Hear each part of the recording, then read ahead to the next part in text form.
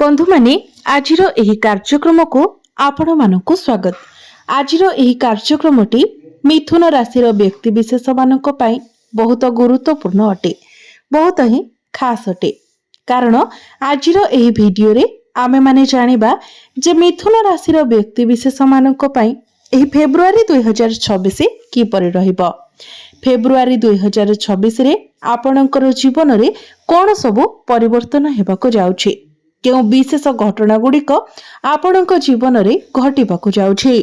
February मासरे आपणकर स्वास्थ्य, शिक्षा, प्रेम जीवन, वैवाहिक जीवन, भाग्य, कैरियर एवं व्यापार वाणिज्यर स्थिति किभଳି रहिबो से विषय रे आजिर एही वीडियो रे आमे माने विस्तार भाबरे आलोचना करिबा। नवग्रहंकर स्थिति मध्य देखिबा। नवग्रह आपणकु केउ भଳି फल प्रदान करिबारे सक्षम हेबे। यह सहित अशुभत्व प्रदान करुथिबा ग्रह मानक पई किछि विशेष प्रतिकार मध्य जानिबा। सेथिपई आपणकर जदि मिथुन राशि होइथाय तो वीडियोटी को लाइक करी चैनल टी को सब्सक्राइब करि दियंतु एवं कमेंट बॉक्स रे भक्ति एवं श्रद्धार सहित जय श्री जगन्नाथ, जय मां लक्ष्मी निश्चय लिखंतु। तो बंधु माने आसंतु आरंभ करिबा आजिर एही कार्यक्रम को, जहां आपणकर जन्म राशि तथा चंद्र राशि उपरे आधारित अटे। तेबे राशि चक्रर 12 गोटी राशि मध्यरु तृतीय राशि हेउछि मिथुन राशि एवं मिथुन राशिर राशिधिपति हेउछंती बुध। तो बंधु माने फेब्रुआरी मास आरंभ रे बुध आपणकर षष्ठ भावरे गोचर करूछंती। बुधଙ୍କ सहित सूर्य, शुक्र एवं मंगल मध्य आपणकर अष्टम भावरे गोचर करूछंती। आपणकर प्रथम भावरे गोचर करूछंती देवगुरु बृहस्पति, तृतीय भावरे गोचर करूछंती केतु, नवम भावरे गोचर करूछंती राहु, दशम भावरे गोचर करूछंती शनि। तो सर्वप्रथमे आसंतु जानिबा आपणकर स्वास्थ्य किभଳି रहिबो एही फेब्रुआरी 2026 रे। तो बंधु माने कुंडलीर प्रथम भावटी होइथाय आपणकर स्वास्थ्यर भाव, इम्यूनिटी सिस्टम रो भाव। आपणकर प्रथम भावर अधिपति हेउछंती बुध। बुध आपणक कुंडलीर अष्टम भावरे गोचर करूछंती एवं आपणकर प्रथम भावरे गोचर करूछंती देवगुरु बृहस्पति। तेबे 4 फेब्रुआरी को बुध आपणकर नवम भाव को आसीछिबे। नवम भावटी को कुंडली रे बहुत शुभ बोली माना जाय थाय। एहाको लक्ष्मी स्थान बोली कहा जाय थाय, त्रिकोण बोली कहा जाय थाय। तो जेमिति ही बुध आपणकर नवम भाव को आसीछि। 4 फेब्रुआरी परे जदि आपणकर पूर्वरु कोनोसी स्वास्थ्य जनित समस्या थिला, जेमिति कि इम्यूनिटी सिस्टम डाउन हेबा, आपणकर स्किन प्रॉब्लम जेमिति कि एलर्जी, इन्फेक्शन भली किछि समस्या थिला, डेंटल इश्यू भली किछि समस्या थिला, आखिरे जदि आपण ज्वलन अनुभव करुथिले, तो जेमिति ही 4 फेब्रुआरी को बुध आपणकर नवम भावरे प्रवेश करिवे, तो एई सबुरे आपण रिकवरी देखिबा को पाइबे। अर्थात आपणकर समस्त स्वास्थ्य जनित समस्या दूर होई जिवो। आपण निजको स्वास्थ्यवान अनुभव करिवे। आपणकर इम्यूनिटी सिस्टम स्ट्रांग रहिबो।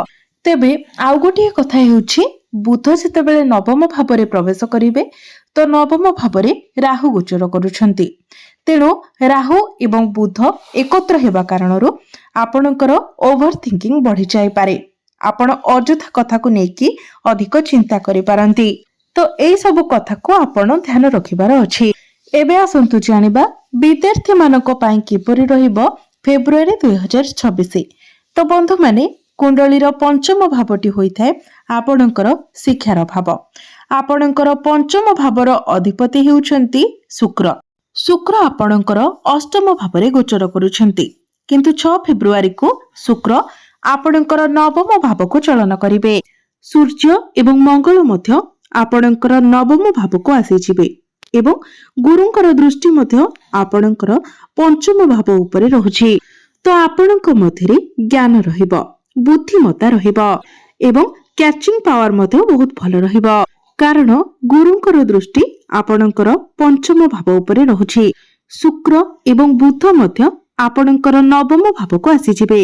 पूर्वरु पाठ पढ़ारे आपणकर आग्रह नथिला, आपणकर माइंड स्टेबल होई पारु नथिला, किंतु वर्तमान आपण लक्ष्य करिवे जे धीरे धीरे पाठ पढ़ारे आपणकर आग्रह बढ़िबो, आपणकर कंसंट्रेशन भल रहिबो एवं आपण निजर पाठ पढ़ारे फोकस मध्य करिवे। 6 फेब्रुआरी परे जदि आपणकर एग्जाम अछि, कॉम्पिटिटिव एग्जाम अछि, प्रतियोगितामूलक परीक्षा अछि, सरकारी परीक्षा अछि, तो निश्चित भाबरे सेथिरे आपणको बहुत भल फल प्राप्ति हेबा। एवं जदि आपण किछि फॉर्म फिलअप करबा को चाहुचंती किबा एडमिशन नेबा पई चाहुचंती तो 6 फेब्रुआरी परे समय आपणक पई बहुत भल रहिबा। एबे आसंतु जानिबा आपणकर प्रेम जीवन किभଳି रहिबो एही फेब्रुआरी 2026 रे। कुंडलीर पंचम भावटी आपणकर शिक्षार भाव हेबा सहित पंचम भावटी मध्य होइथाय प्रेम जीवनर भाव एवं संतानर भाव। तो आपणकर पंचम भावर अधिपति हेउछंती शुक्र। शुक्र आपणकर कुंडलीर अष्टम भावरे गोचर करूछंती, किंतु 6 फेब्रुआरी को शुक्र नवम भाव को चली जिवे। आपणकर प्रथम भावर अधिपति बुध एवं शुक्र एकत्र अछंती, जहा फलरे आपणक मध्यरे भल पाइबा बढ़िबो, फीलिंग्स बहुत भल रहिबो, आपण परस्पर को भल भाबरे बुझी पारिबे। आपण दुई जन मिसी किछि बड़ डिसिजन मध्य नै पारंती। पूर्वरु जदि आपणक मध्यरे कोनोसी प्रकारर डिस्टर्बेंस थिला, मिसअंडरस्टैंडिंग, मिसकम्युनिकेशन थिला, तो से सब मध्य ठीक होई जिवो। तो मोटामोटी भाबरे देखिले फेब्रुआरी मासरे आपणकर प्रेम जीवन बहुत भल रहिबो। एबे आसंतु जानिबा आपणकर वैवाहिक जीवन किपरि रहिबो एही फेब्रुआरी 2026 रे। तो बंधु माने कुंडलीर सप्तम भावटी होइथाय आपणकर वैवाहिक जीवनर भाव, आपणकर जीवन साथीर भाव। आपणकर सप्तम भावर अधिपति हेउछंती देवगुरु बृहस्पति।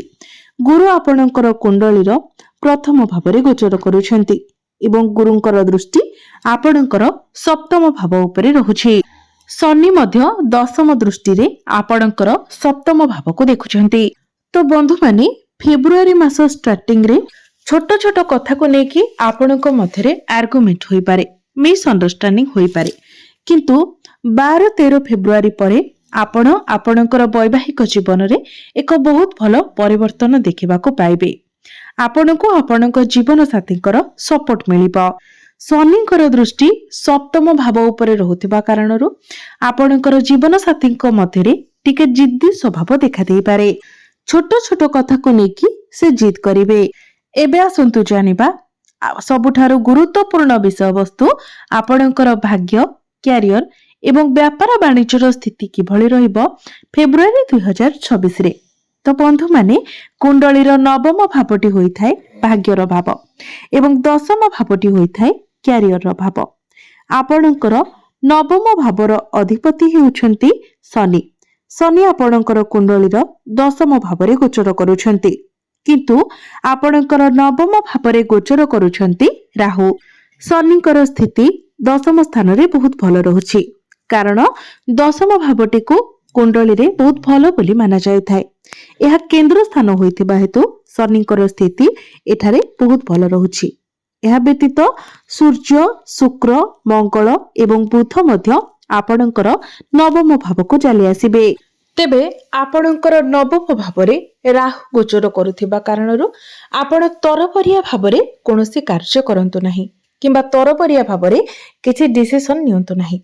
जदि आपण एपरि करंती तो आपण समस्या रे पड़िबे एवं आपण जेतेबेले भी कोनोसी कार्य आरंभ करिवे तो प्रथमे टिके बाधा विघ्न देखा दे पारे, किंतु आपण डरी जाई से कार्य को हाथ छड़ा करंतु नाही, कारण राहु बाधा विघ्न सृष्टि कराइबे। किंतु शनिकर स्थिति जेहेतु भल रहुछि तो परिशेष रे आपनको सफलता ही प्राप्ति हेबो। तेणु आपण जो भी कार्य आरंभ करूछंती ताको न छाड़ी आपण सेही कार्य रे आगको बढ़ंतु, आपनको निश्चित भाबरे सफलता प्राप्ति हेबो। किंतु आपण तरबरिया भाबरे कोनोसी कार्य करंतु नाही किंबा कोनोसी डिसिजन मध्य नियंतु नाही। 5-6 फेब्रुआरी परे आपण कोनोसी शुभ मांगलिक कार्यर मध्य आयोजन करि पारंती। कैरियर कथा जदि कहबा तो आपणकर दशम भावर अधिपति हेउछंती शनि एवं शनि निजर स्वगृह रे ही गोचर करूछंती। तो बंधु माने शनि हेउछंती कर्मकारक ग्रह, न्यायर ग्रह। तो जेहेतु शनि आपणकर दशम भाव गोचर करुछंती कर्मस्थान रे गोचर करुछंती तो आपण को निश्चित भाव कर्म करने को पड़िबो। आपणक उपरकू जहाँ भी रेस्पॉन्सिबिलिटी आसुची आपणको ताको एक्सेप्ट करने को पड़िबो। यह आपणक पई एपरि समय अटे जहाँ आपण निजको किछि प्रूफ करिवार समय अटे, किछि बड़ करिवार समय अटे। जदि आपण सचोट भाव कार्य करुछंती उचित कार्य करुछंती जेतिकी परिश्रम करिबा कथा आपण निजर काम रे जेतिकी एफर्ट्स देबा कथा जदि देउछंती तो सुनिश्चित आपणको सफलता अवश्य मिलिबो। किंतु मने रखंतु जदि आपण शॉर्टकट भाव किछि कार्य करुछंती भूल रास्ता रे कार्य करुछंती किछि इलीगल काम करुछंती तो निश्चित भाव भविष्यत रे आपणको बहुत किछि पश्चाताप करबा को पड़ी पारे। सेति पई वर्तमान ठारु ही आपण सुधुरी जिबा उचित, कारण शनि हेउछंती कर्मकारक ग्रह न्यायदाता। तो आपण जेभले कार्य करिवे से निश्चित भाव आपणको सेही भली ही फल प्रदान करिवे। बिजनेस कथा जदि कहबा तो जेमिति ही बुध आपणकर नवम भाव को प्रवेश करिवे अर्थात 4 फेब्रुआरी परे आपण आपणकर बिजनेस रे ग्रोथ देखिबा को पाइबे। आपणकर फाइनेंशियल ग्रोथ हेबो, बिजनेस रे आपणकर प्रॉफिट हेबो। तो बिजनेस फेब्रुआरी मासरे आपणकर बहुत भल रहिबो। एबे आसंतु जानिबा किछि उपाय विषय जे उपाय गुड़िक करबा द्वारा आपणको अधिक मात्रा रे शुभ फल प्राप्ति हेबो एवं जहा किछि अशुभत्व रहउछि सेगुड़िक मध्य दूर होइछिबो। प्रत्येक दिन आपण बुधकर बीज मंत्र 108 थर जप करंतु। प्रत्येक दिन गायत्री मंत्र 108 थर जप करंतु। जेते पारिबे गो मातांकर सेवा करंतु। विशेषतः जदि आपण सबुदिन पारु नाहंती तो प्रत्येक बुधवार दिन आपण गो मातांकर सेवा करंतु। गो मातांको सबुज चारा खाइबा को दियंतु एवं प्रत्येक दिन आपण उदित सूर्य को तंबा पात्र रे जलार्घ्य अर्पण करंतु एवं प्रत्येक दिन आपण हनुमान चालीसार पाठ करंतु। निश्चित भाव में आपण को अधिक मात्रा रे शुभ फल प्राप्ति हेबो। तो बंधु माने आपणकर जीवन मंगलमय हेउ, एहा ही ईश्वरଙ୍କ निकटरे मोर प्रार्थना।